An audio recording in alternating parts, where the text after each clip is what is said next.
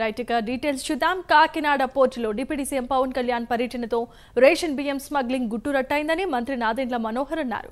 YCP ప్రభుత్వంలో mobile vehicles ను కొని గ్రీన్ ఛానల్ ను ఏర్పాటు చేసుకుని బియ్యం స్మగ్లింగ్ కు పాల్పడ్డారని తెలిపారు.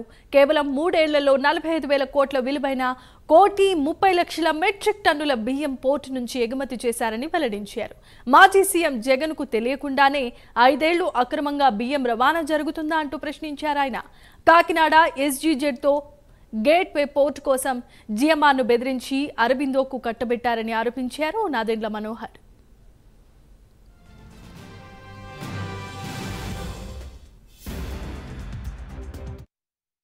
ఖజానాకి దాదాపు 1,600 కోట్ల రూపాయలు ఖర్చు అయ్యే విధంగా మొబైల్ డెలివరీ యూనిట్లు వ్యాన్లని వీళ్ళు రాష్ట్ర వ్యాప్తంగా ఒక నెట్వర్క్ ఏర్పాటు చేశారు.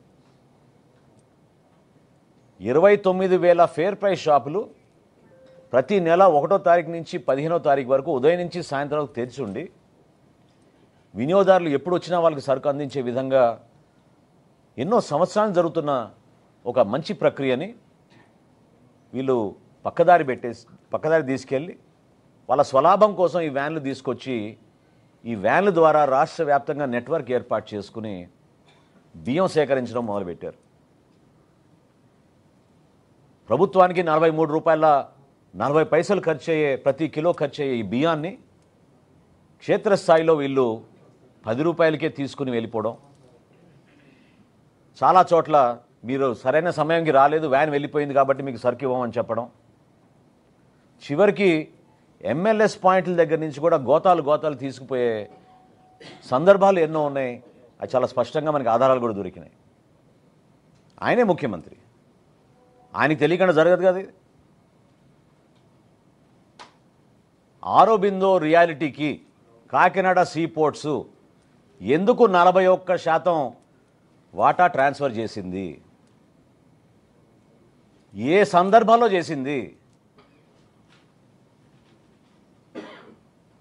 ఏ విధంగా బెదిరించి భారతదేశంలో కార్పొరేట్ చరిత్రలో ఏనాడు జరగని విధంగా కేవీ రావు గారిని వారి కుటుంబాన్ని బెదిరించి ఏ విధంగా వీళ్ళు 41% వాటా రాయించేసుకున్నారో ఖచ్చితంగా బయటికి రావాలి. బాధ్యత లేదా జగన్మోహన్ రెడ్డి గారికి? కాకినాడ సీ పోర్ట్స్ లిమిటెడ్కి ఆరోబిందో రియాలిటీ ఏ విధంగా దూరింది, ఎందుకు మీరు జిఎంఆర్ దగ్గర నుంచి ఎస్సీజెడ్ లాగేసుకున్నారు?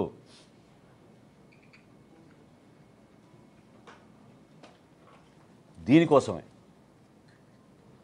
మీరు ఆ పోర్టుని పూర్తిగా మీ చేతుల్లోకి లాక్కోవడానికి, ఈ విధంగా దందా చేయడానికి,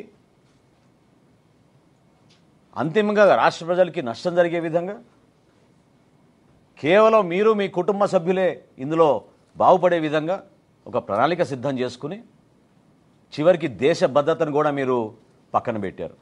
పవన్ కళ్యాణ్ గారు అన్న మాటల్లో ఏం తప్పు ఉంది చెప్పండి? గంజాయి స్మగ్లింగ్ అక్కడి నుంచి జరగదని రూల్ ఏమైనా ఉందా? ఇతర దేశాల నుంచి మీరు వెపన్స్ తీసుకురారని రూల్ ఏమైనా ఉందా?